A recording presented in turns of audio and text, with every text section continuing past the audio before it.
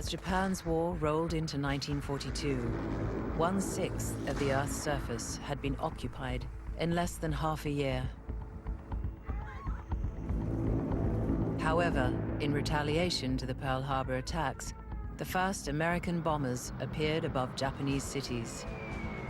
Soon, swarms of opposing aircraft were clashing over the Pacific Ocean, and the Empire's carrier fleet was crippled at Midway. The war had turned for Japan, and they were about to be pushed back toward the home islands.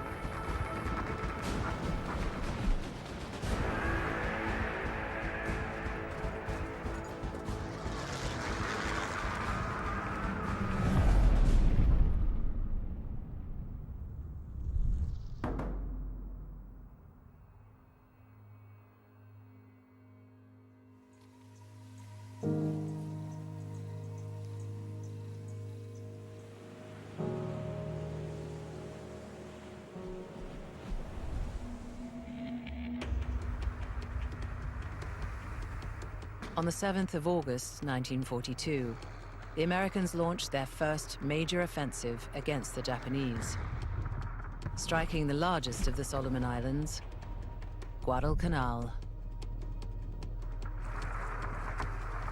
Battles raged across air, land, and sea. Allied forces lost over 7,000 men. The Japanese, more than 19,000. By early February 1943, the Empire evacuated its forces from Guadalcanal, and the Japanese War of Conquest was over.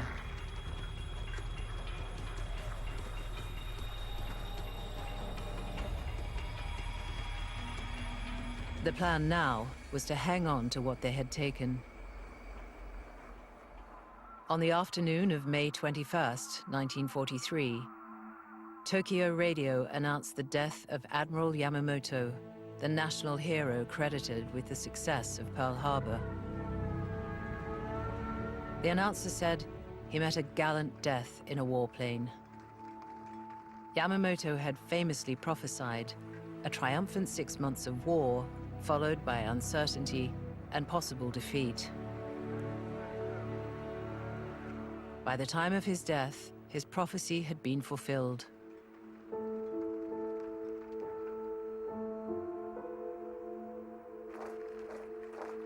As Japan's war dragged on, more soldiers were needed to defend the new empire. First-year recruits remembered that the worst part of the day was in the evening, when they got back to the barracks and they were beaten up by the second-year recruits. Soldiers remembered that there was no time to think in between the drills and the parades, and then trying to keep themselves neat and organized to avoid the beatings of the older men. The older recruits had gone through the same beatings, and so they made the younger recruits suffer. By late 1941, the government had mobilized 1 million men and 1 million women between the ages of 16 and 25 for war work.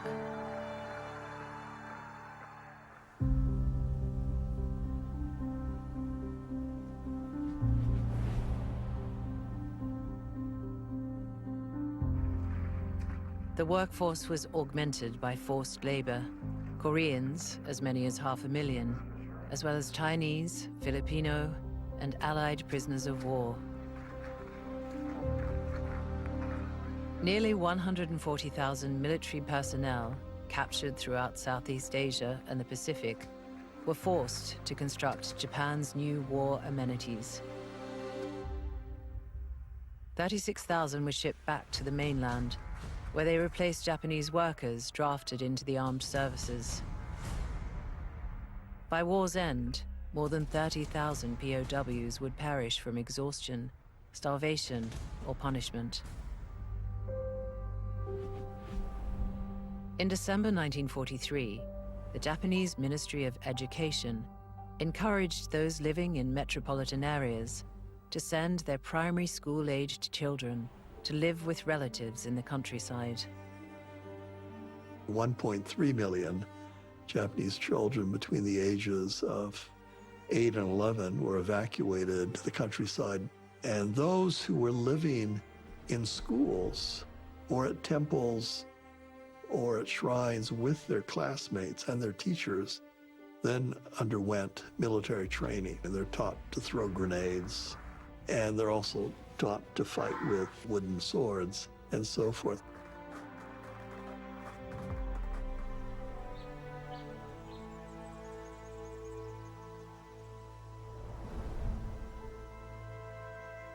On September 16, 1944, Yamanaka Ryotaro, a schoolteacher in Osaka, accompanied children who were being evacuated to the country. He remained with them for the duration of their exile. His enthusiastic support of the war seems never to have wavered. On the first day of 1945, he wrote, "As my words for the new year, I gave an admonitory lecture saying that we should rise up and greet the year of decisive battles and do what we do with the spirit of the Divine Wind Special Attack Units."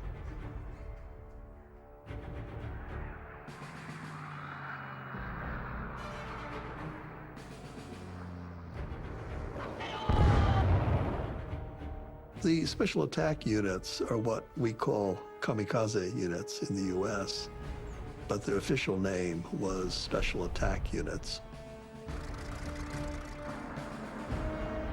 A father wrote to his son, "Many brave special attack units are racking up impressive battle results.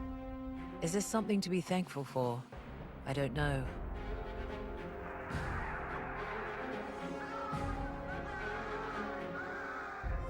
The first reason for Japan's resorting to these tactics was that the defense perimeter had been breached. Secondly, the Allies now had new aircraft that were far superior to the Japanese Zero. Crudely mimeographed leaflets addressed to American officers and men promised that the Japanese Special Attack Corps will sink your vessels to the last destroyer. The response to this tactic in Japan varied. I've read that the emperor himself is reported to have said, "Do they have to go to such lengths? Do they have to do this?" "Dear Mother," wrote Hiyashi Ichizo the night before his suicide mission, "I just want to be held in your arms and sleep." He was one of an estimated 3,800 kamikaze pilots whose deaths were destructive but not influential. Their sacrifice could not prevent war reaching the homeland.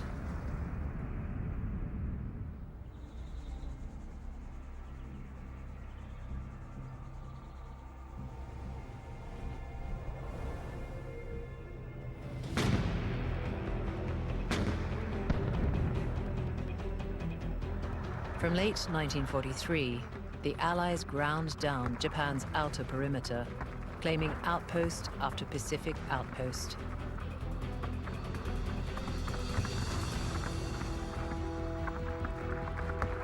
On June 15, 1944, 2 US divisions landed on Saipan in the Marianas.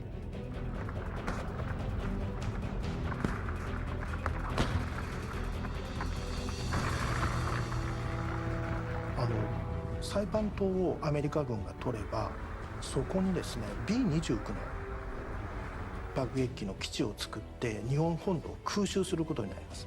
そうなると日本の防空システムは十分じゃないので、もう日本本土がですねもう全部空襲を受けて戦争遂行能力を完全に失ってしまうんですね。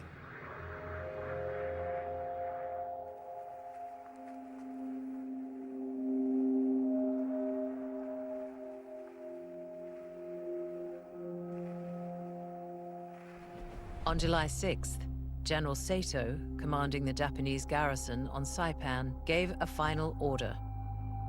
"I advanced to seek out the enemy," he said. "Follow me." The garrison, including men with bandages, crutches, and men without weapons, charged. When the Americans mopped up, the casualties totaled 29,000 Japanese dead. the Americans lost 3,426. When the American invasion began, Japanese civilians on Saipan tried to escape the shelling by moving inland. Many tried to commit suicide, others tried to survive. One child, who later became a magistrate in Japan, remembers seeing his mother shot in front of him as he was trying to run across a plain. On July 10th, General Sato slashed open his stomach and his adjutant shot him in the back of the head. The US experience on Saipan confirmed the belief of American planners that the Japanese population was not likely to surrender. When the Japanese lost Saipan, a woman wrote how angry it made her to hear of the soldiers' collective suicide. She thought they should have the courage to give up the fight.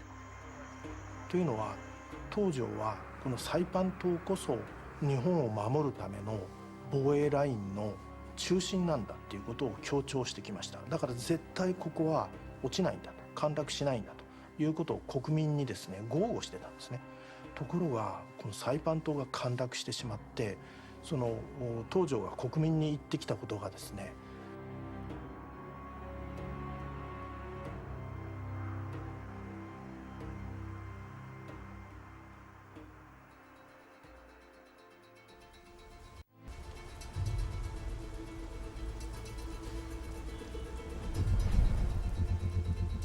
On July 18th, 1944, Hideki Tojo, recognizing what he called a great national crisis, resigned along with his entire cabinet.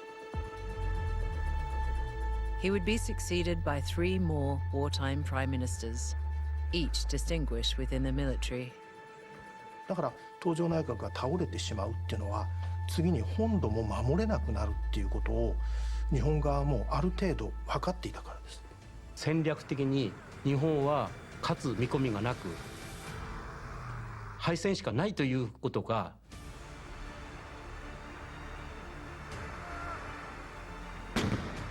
The American advance continued toward the Japanese home islands.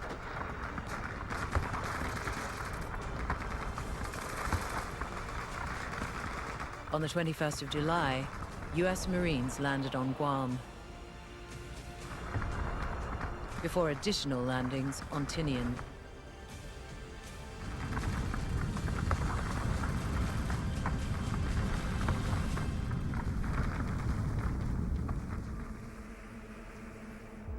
So an island hopping campaign where instead of running all your forces up against the Japanese perimeter, you manoeuvred past them, so the isolated Japanese garrisons were left to wither on the line. Japanese resistance on the islands was quashed in early August. The Commander-in-Chief of Japan's Home Defense Headquarters and final wartime Prime Minister, Prince Higashikumi, knew what defeat in the Marianas meant. Japan itself was now within range of the B-29 bombers. The prince said, "We had nothing in Japan that we could use against such a weapon.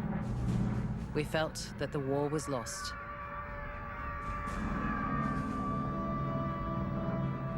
The American B-29 Superfortress was the most expensive weapon of the war yet produced. It was a huge investment. All the existing bombers didn't have the range to get from nearby bases to Japan back safely, so you needed a very long-range bomber. The B-29 was the way around that problem. On November 24th, 1944, a bomber force assembled on Saipan. Early in the morning, Brigadier General Emmett O'Donnell led 111 planes in the attack.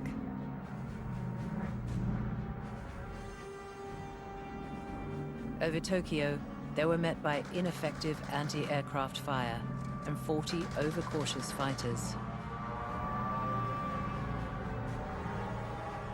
The raid did limited damage. Of 1,000 bombs dropped, only 48 fell in the general area of the target. One of the key problems was that the initial plan was to bomb in the same way they had done in Europe, precision bombing against specific targets to try and undermine the Japanese economy. The problem with that, the aircraft had to operate at a certain level in order to function, and that then created climate conditions with the airstream and so on over Japan, made it very difficult to bomb accurately at high altitude with these aeroplanes. Further precision bombing raids met with mixed results, and Brigadier General Laurus Norstad, Chief of Staff of the 20th Air Force, called for a switch to area bombing. On January 6, 1945, a new commanding officer was appointed to Bomber Command, General Curtis LeMay. He sent 129 bombers to Kobe.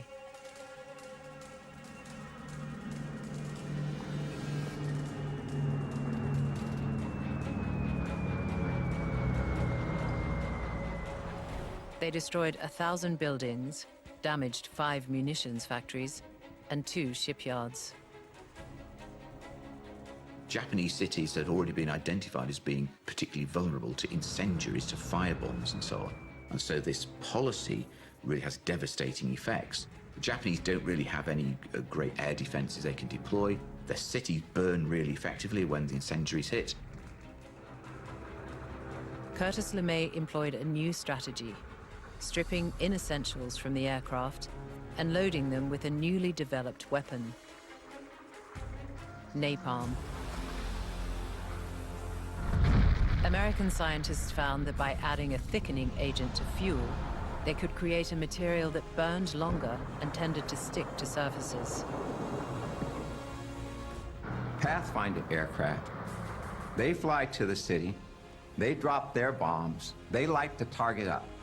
Then every other bomber flies in streams, and what they were targeting was housing. You're going to kill an awful lot of civilians, LeMay said. But if you don't destroy Japanese industry, we're going to have to invade Japan. And how many Americans will be killed in an invasion?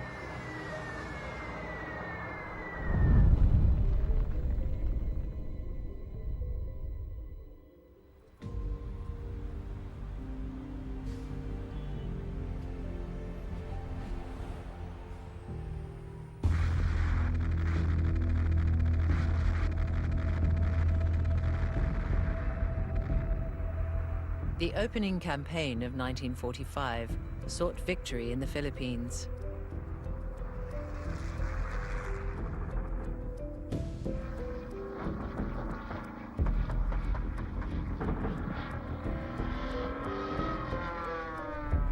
The Americans started with Leyte, then moved to the main island of Luzon, where the first landings had occurred at the beginning of January. 14th Corps reached the outskirts of Manila on February 3rd. ちょっと外国の人は理解できないんじゃないかと思いますけれども、とにかく1945年の頃の日本人は勝つか全滅するか、それしか選択肢がないという、それが当たり前だというふうに思って戦争してました。Japanese resistance in Manila did not end until March 3rd, by which time the US 6th Army had taken 6,500 casualties, and the Filipino capital had been reduced to rubble.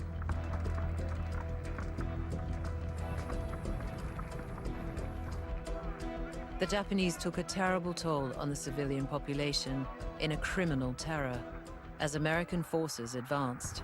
No less than 100,000 civilians were murdered, and scenes of brutality and rape stained the record of overall commander General Tomoyuki Yamashita. Famed as the Tiger of Malaya, he was later charged with war crimes at a military tribunal. The Commission finds you guilty as charged and sentences you to death by hanging.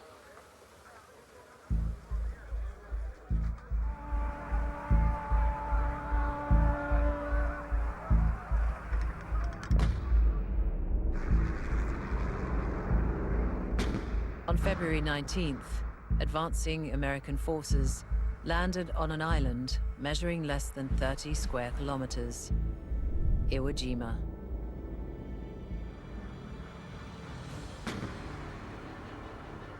So the idea is if we can capture Iwo Jima, it'll perform two functions. First, the radar station there and any fighters that are stationed there will be eliminated. The second thing is you capture the airfield on Iwo Jima, and it can become what we call a divert airfield for damaged B-29s. Major General Tadamichi Kurobayashi and 21,000 men had been sent to turn Iwo Jima into an impregnable fortress. They were not expected to return.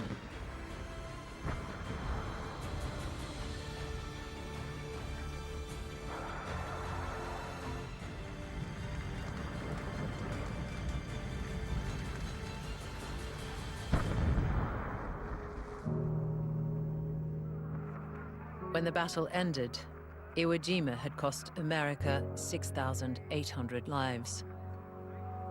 All that remained of the Japanese garrison of 21,000 were 54 prisoners. 2 of them committed suicide.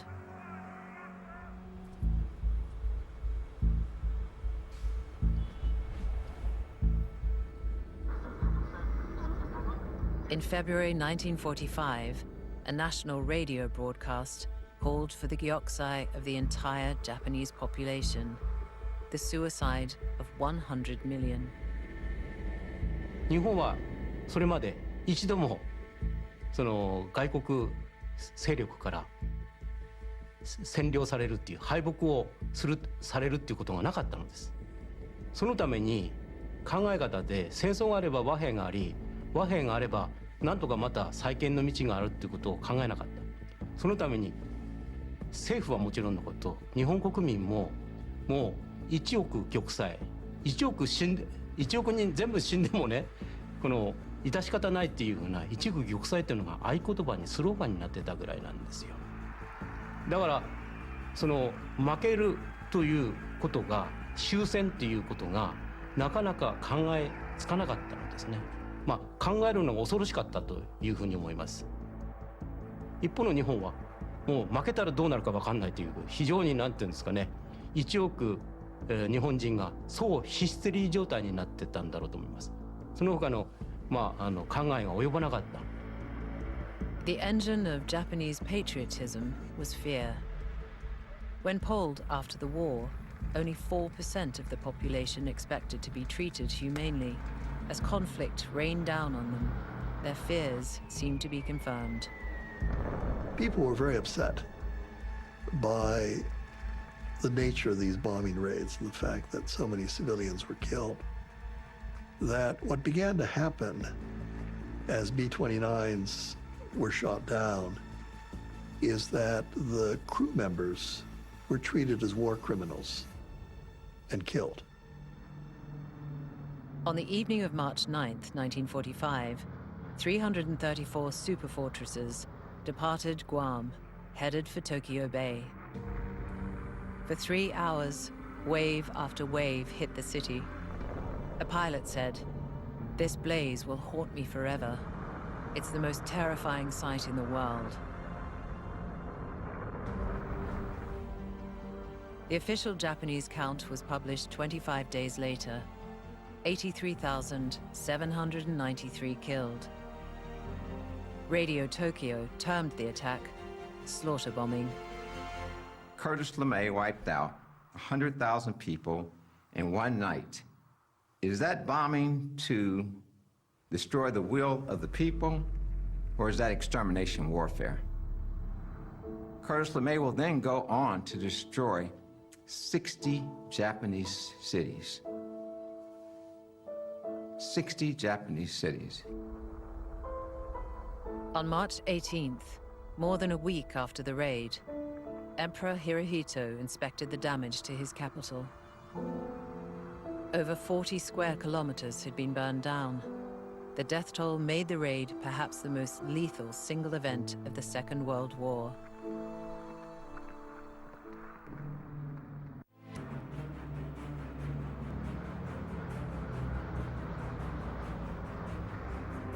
On March 27th, bombers were deployed on a new mission, Operation Starvation, dropping magnetic and acoustic mines into the entrances of Japanese ports and harbors.「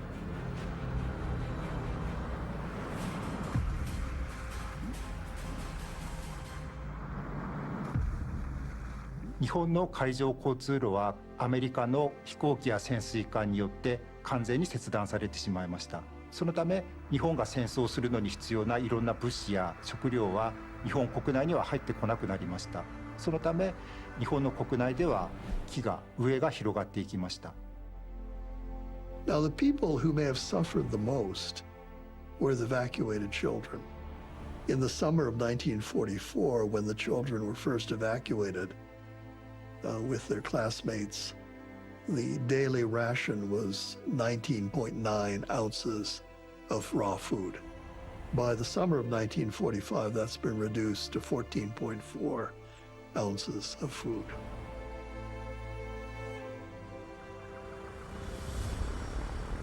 By March 1945, Japan's Air Defense Force had only 500 serviceable planes to battle America's newly deployed P-51D Mustang.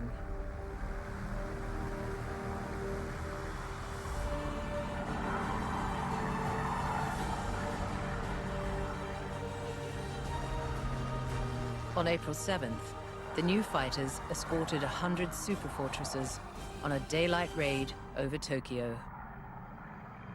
More than 41 square kilometers of the city burned. Officials estimated the death toll at 130,000. The Japanese official history later revised the number to 73,000. アメリカはですね、その日本について、どれだけの情報を持っていたかということを調べるんですけども、実はアメリカ陸軍はあまりのことを知らないんですね。でアメリカ海軍がよく調べてました。で日本の攻撃目標もアメリカ海軍が主に作るんですけれども、その目標はですね、ほとんどそのなんていうか情報活動で得た目標ではなくて、日本から買った本をこうやって丹念に読んで、そしてこれが大事だということで目標に入れていくわけですけども。When 520 bombers later hit Tokyo again, their pilots were instructed to avoid the palace. They were told, "The emperor is not at present a liability and may become an asset." A statement which understands the role of the throne in Japanese society and anticipates the post-war accommodation with the emperor.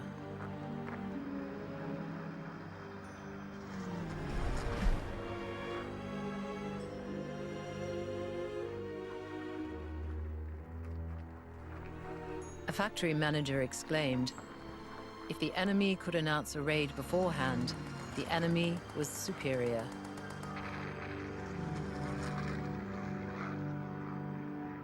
As the bombings persevered, the invasion of the home islands drew closer.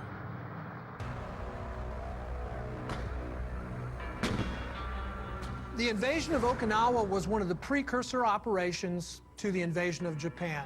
The combined chiefs of staff had decided in one of the many strategic conferences, both at Yalta and then at Potsdam, that Okinawa needed to be seized.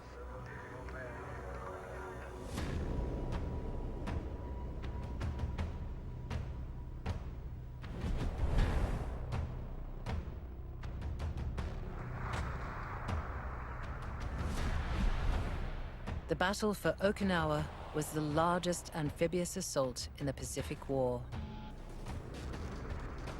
On April 1st, 1945, 1,300 ships were massed offshore. By nightfall, more than 60,000 Americans had landed. Resistance was slight, casualties few. The defensive line had been set inland.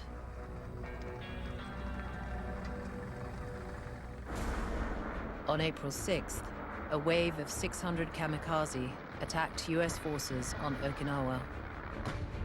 The Americans react to the suicide campaign initially with shock because it's so successful. But then they develop these advanced techniques of fighter direction and control.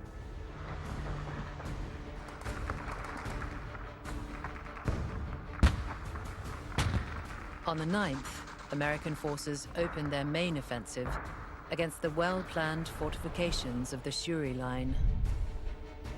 The Japanese have decided Okinawa is a big island.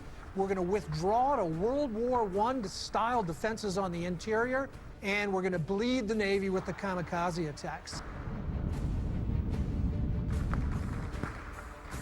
By mid-June, the majority of defenders had been killed in action. But the Americans were forced into a long campaign, flushing the remaining Japanese fighters from hiding.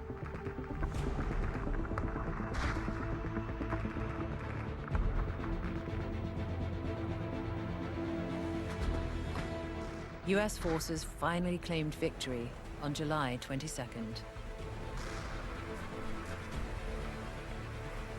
6月に沖縄戦が終了して、もう日本としては戦術って取る選択が全くなかったにもかかわらず、その非常に決定が遅かったの。これは非常に残念なことだったと思います。General Ushijima and his chief of staff had taken their own lives as the battle ended, having, in a witness's words, nobly accomplished their last duty to the emperor. The 82-day campaign on Okinawa had cost the Japanese approximately 110,000 lives, and the Americans over 20,000.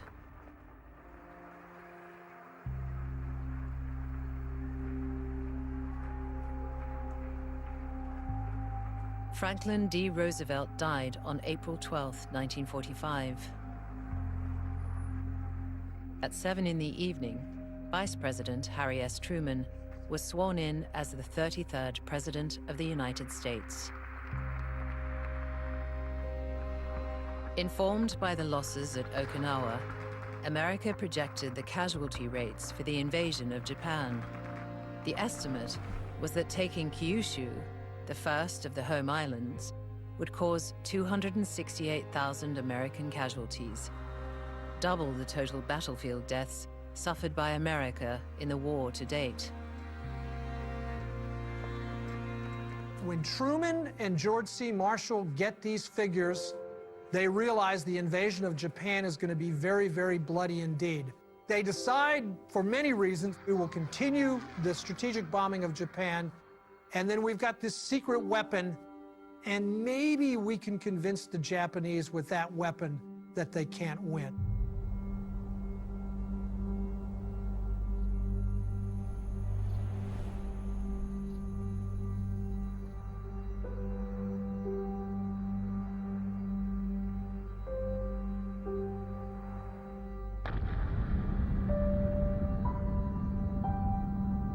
When Robert J. Oppenheimer, one of the leading scientists of the Manhattan Project, saw a test blast in the desert of New Mexico, he recalled a verse from a Hindu sacred book. If the light of 1,000 suns were to rise in the sky at once.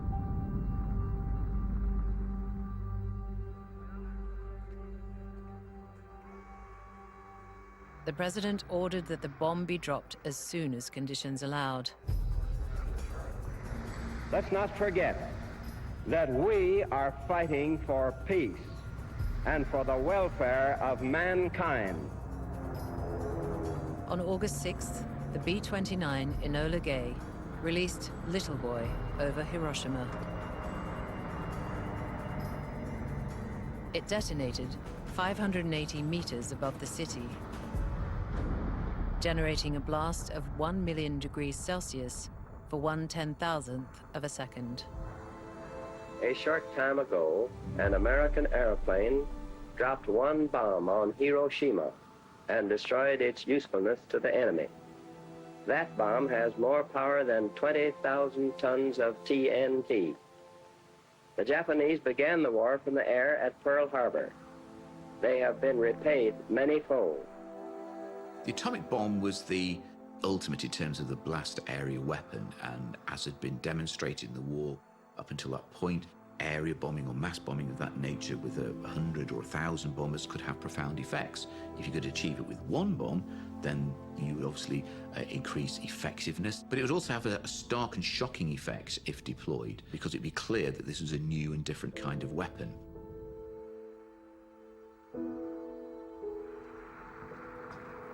"63% of Hiroshima's buildings were destroyed, with total casualties of almost 140,000, from a pre-raid population of 255,000. Most ordinary Japanese were simply amazed and shocked by the fact that a single bomb could wipe out a city. Despite the devastation of Hiroshima, there was no response from Japan to the demand for unconditional surrender, so Truman ordered a second attack on Nagasaki.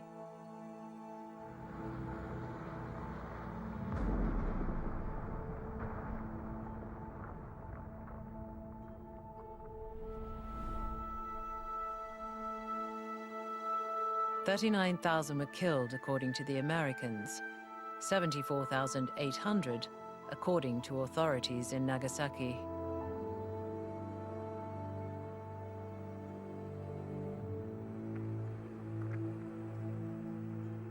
原爆投下はですね、やはり日本の戦争継続派にとっては非常に大きな打撃でした。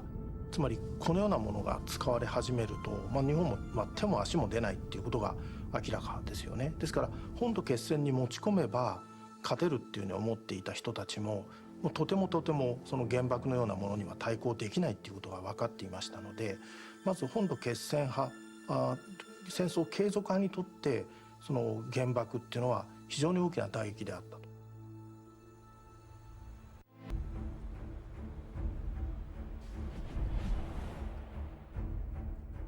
On April 5th, 1945, a formal Soviet note had advised Tokyo that the Neutrality Pact would not be renewed.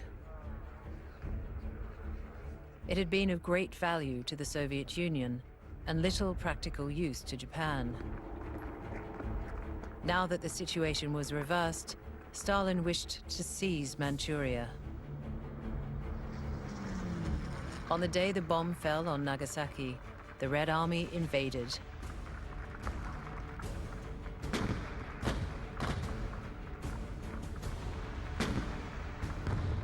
During the campaign, the Soviet Union took 674,000 Japanese prisoners. Only half survived their captivity.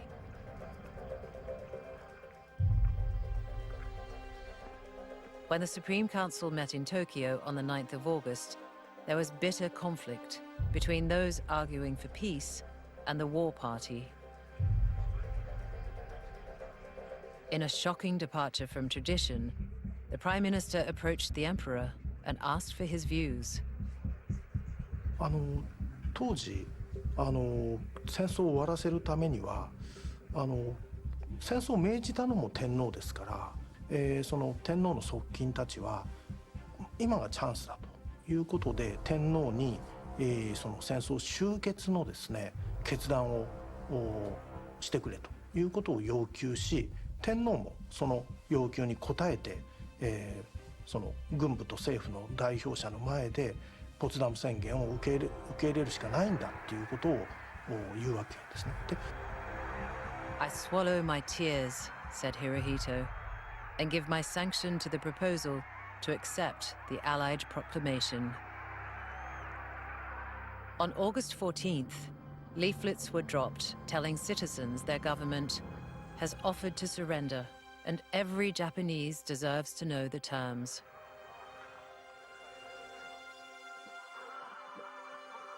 At noon on August 15th, Japanese all over the empire stood in schools, factories, before loudspeakers in streets and public places. Their heads bowed, they heard their emperor's voice.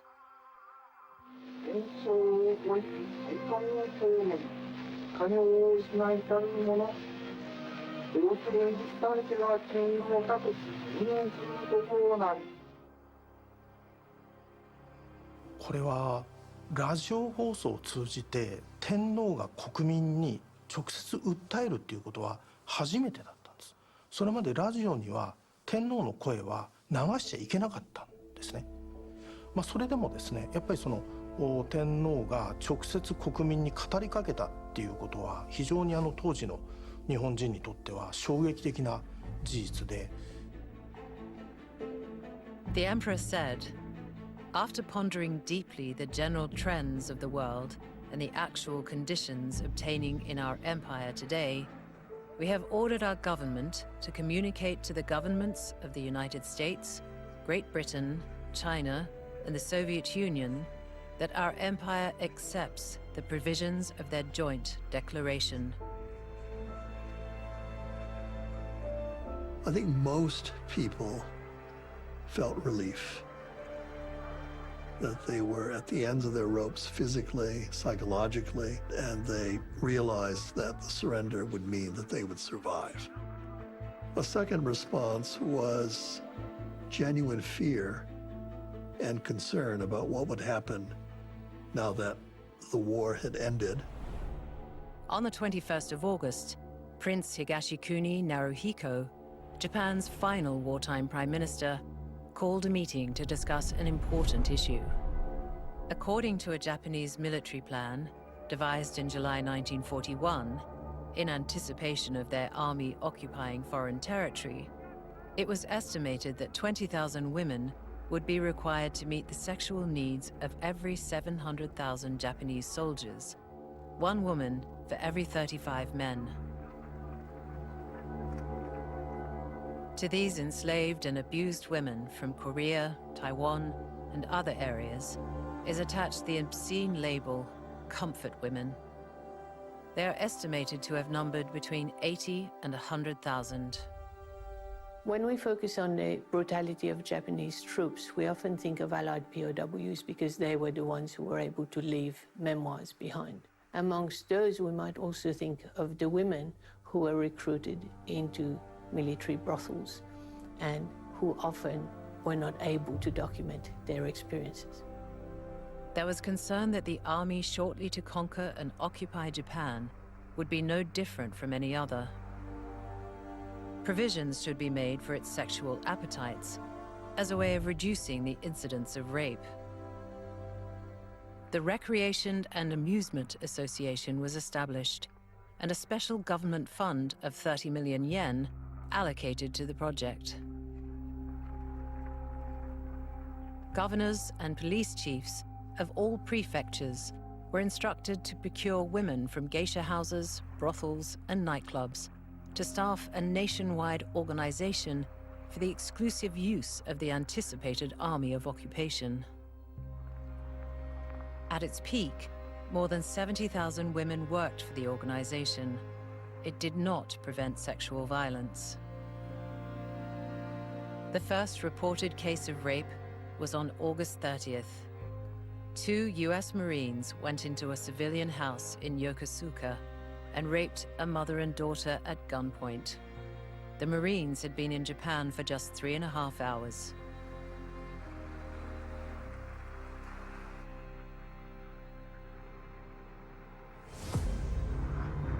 Two days earlier, Colonel Charles Tench stepped from a transport plane, the first conqueror to set foot on Japanese soil.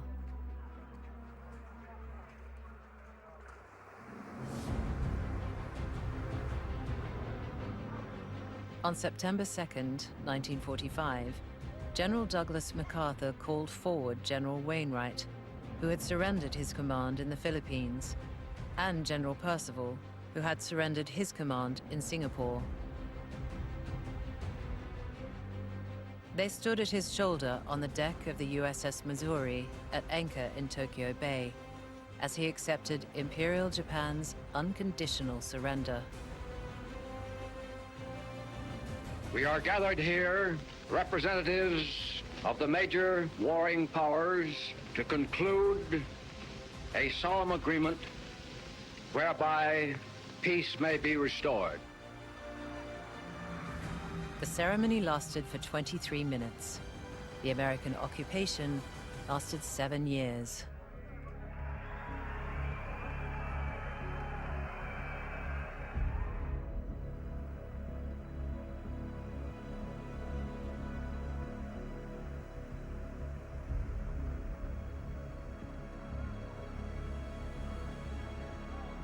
But Japan could not be reshaped until the trials of those accused of war crimes were concluded.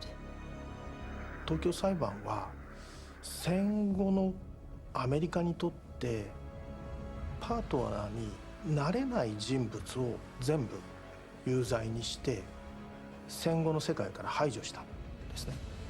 だから天皇は一緒にやっていける人物なので、そもそも起訴もされなかった。ところが東条たちはこれはもう絶対役に立たない人たちなので結局処刑されてしまう。ですからマッカーサーとしては天皇を戦犯にするんじゃなくて、協力者として、やはり扱ったんですね。ですからそのためには戦争をやったのは軍人たちであって天皇は直接関係なかったんだっていうことを盛んに宣伝するんです。で多くの日本人もそう思いたかったっていうか天皇には責任がないんだっていうふうに思いたかったこともあって結局天皇は戦争に直接関与しなかったんだっていう神話がそこで作られてしまうんですね。The main goals for the Allied occupation of Japan were demilitarization and democratization of Japan, so that Japan would never be a threat. And it was carried out almost entirely by the United States. To realize these goals, they dismantled the military, got rid of oppressive laws, implemented a political purge, and created a new constitution. I can't really think of other historical examples where you've seen such a dramatic social and cultural transformation. As life inside Japan found a new normal, its empire spanning the Pacific was dismantled. It's been estimated that 83,000 civilians were killed during the occupation of Malaya. Approximately 164,000 perished in war crime events in the Philippines. 4 million died in the Dutch East Indies as a result of famine and forced labor. The number of Chinese civilian deaths is unknown, but might be more than 50 million. Japanese victories over the old imperial powers, Britain, France, the Netherlands, meant that their former territories would never go back to accepting European rule. In every case, there was to be bloodshed, but finally, there was independence for Malaya and Singapore, for Burma, for the Indian subcontinent, Indochina, and Indonesia. Japan's war reshaped the world. In China, the Japanese withdrawal triggered a civil war. For Vietnam, peace took decades.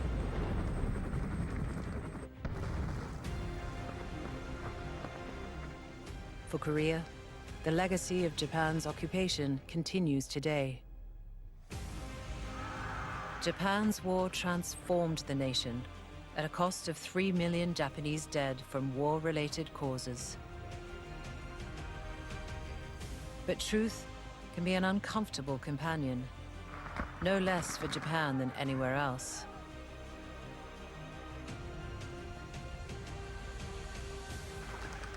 In the 21st century, the country still struggles to come to terms with some of the stories that took place inside Japan's war.